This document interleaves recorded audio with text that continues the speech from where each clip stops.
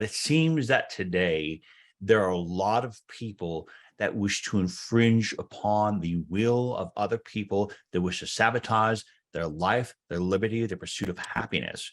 And I wonder if now is one of the situations where, okay, well, maybe the ego, this is where the ego is meant to step up and kind of do its dirty work, where, this is where it's called upon, because how do you resist the tyranny of the masses? How does one resist the will of others who wish to control you and wish to harm you?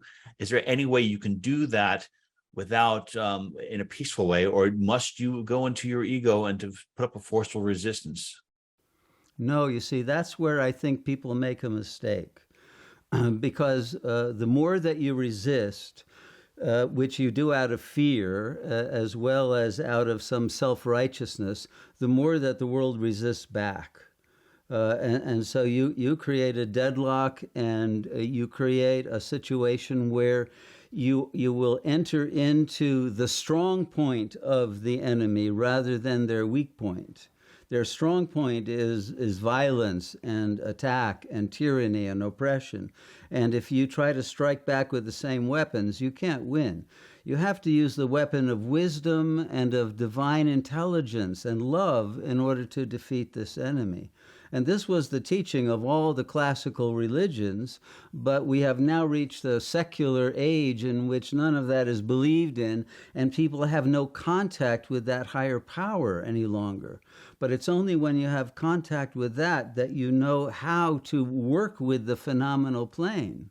Because if you understand that this is a dream field, then the more that you identify with the dreamer rather than with a character in the dream, the more power you have. And so that's my suggestion. Don't resist from the space in which you have no freedom, because there is no freedom or power within the dream. That's all constrained. But if you're the dreamer, and if you're lucidly dreaming the world, then you can make changes that you cannot do from within the ego level of consciousness. Thank you. I love that. I love the idea of identifying with the dreamer. And I've interviewed three individuals who've talked about their near-death experiences. One individual said that when she had died, she actually merged in with the source. She said there was just one infinite consciousness. And there's another gentleman named Dr. Stephen Greer who talks about there being one, talks about how, you're within. So to identify with the dreamer, to do that, what are two of the best methods to get there? Do you have to fast? Do you have to meditate for a prolonged period of time? How do you get to that point? Yes, I think meditation is the most direct way, but it's a meditation in which you have to flatline the mind. You have to reach a level of complete mental stillness and a turning within of your attention toward the source of your awareness. And when you have done that and you have literally stopped the flow of thoughts, you discover that that's all the world is a projection of thought. And the world literally disappears in light. It becomes what it really is, which is what the physicist David Bohm spoke about as the implicate order. You realize that the entire universe is based on an intelligence that's beyond time and space. It's not within time and space, because they are just a projection and they're unreal. And you reach a level of eternal consciousness. That eternal consciousness is then able to act within the frame of reference of space-time and the apparent unfoldment of the explicate order, but it does it with the total knowledge of the implicate. And it does it without fear, because there's a non-duality between that absolute state and the relative state. The finite is within the infinite. It's not outside of it. They are not two.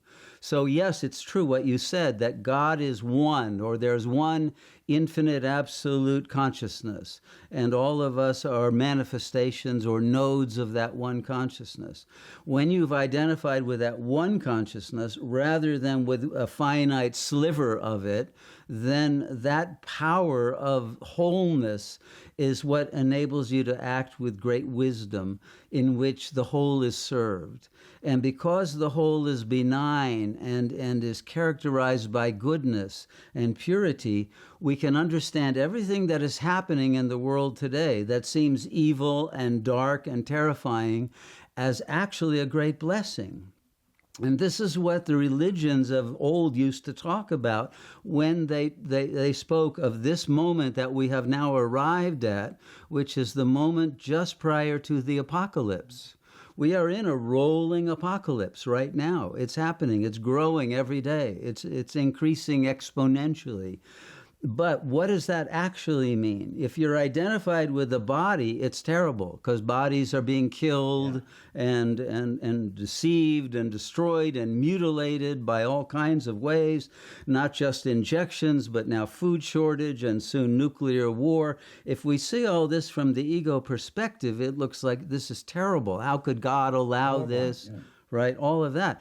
But if we understand that because the world is now suffering, because it has fallen into illusion, because ever since the end of the 19th century, when Nietzsche declared God is dead, and he did die in terms of a reality that people could access, God has come into the world as death.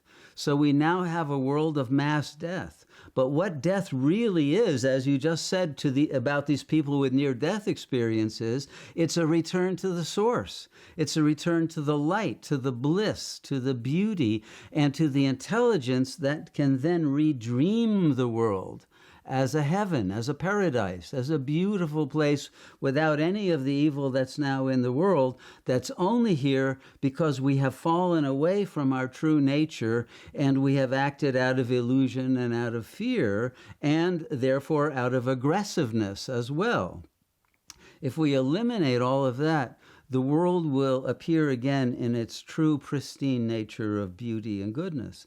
But we have to recognize that we are already dead. We think we're alive, but if you go back and into the self, the real self is in the realm of death, because it's nothingness. It's absolute nothingness. There's the being that seems to be extended in space and matter, but the consciousness is absolutely without any objective reality. It's simply a container of all that appears in the dream, but it's emptiness. But that emptiness is more real than all of the objects in the world that the sensual modalities allow us to believe exist. They don't actually exist, but they're projections of that implicate order in which all of time and space are present in every moment. It doesn't unfold linearly. And when you're in that state of consciousness in which the mind has flatlined, you enter that eternal consciousness. And that's when real power is granted. Thank you for that wonderful answer. And love to get to that point. Just to say one thing is that talking about the darkness for this world, I find it very difficult to get to a point of inner peace, specifically because of what is happening with children of today. I love animals. I'm a vegetarian and I don't want to harm any animals at all. And it's always difficult to see the way the animals are brutally killed. But the way the children are being sexualized today, the pure evilness upon them, that is a point where I have not been able to transcend that and to become one with the spirit. I fall right into that anger, tremendous anger, wanting to do something about it. So I always wonder, okay, if you are somebody who is not an active participant in the global death cult, if you have love in your heart, if you truly wish to be a part of a greater world, why do people like that, the points of attraction to source, have to live in a reality where other people don't have those values? Why do they have to live in this death cult reality? And is there anything that people who don't support this, this terrorizing of children and animals and darkness in the world, is there anything we can do to accelerate the apocalypse, to get it on faster so we can get to that beautiful reality? Yes, there is, in fact. That's a very beautiful question, because the more of us that enter into that singularity of divine light, the more power the light has to wash out the darkness. And then immediately eliminate the illusion of this world and all the evil that you have described so well. All of that will disappear because it is only a dream. When you wake up from the dream, it's gone. It doesn't actually exist. So let's say you dreamt last night of children being abused and horrible things happening, and it was a nightmare. When you woke up, though, you realize, oh, it was only a dream. It's not like you have to go back in the dream and save those children. They're not really there. They were manifestations of consciousness. So all of the evil that exists as a projection in the world is there because we have had evil within ourselves. And it appears as our karma to have to face that. When we recognize and we purify all the evil in our own minds, all of our own hidden sexual lusts, all of our own greed, all of our own desire to dominate and be in control and have power, when we have eliminated all of that and really surrendered to the light, the world looks totally different. And when enough of us do that, when a critical number do that, the entire morphogenetic field of the planet shifts. And this dream of Kali Yuga, of the dark Iron Age, disappears, and a new dream of a Sat Yuga, a kingdom of heaven, if you will, a golden age, appears. And everything is different and beautiful. And there'll be no memory even of all the evil that we have awakened from, and we are in a new dream, and the old dream is gone forever.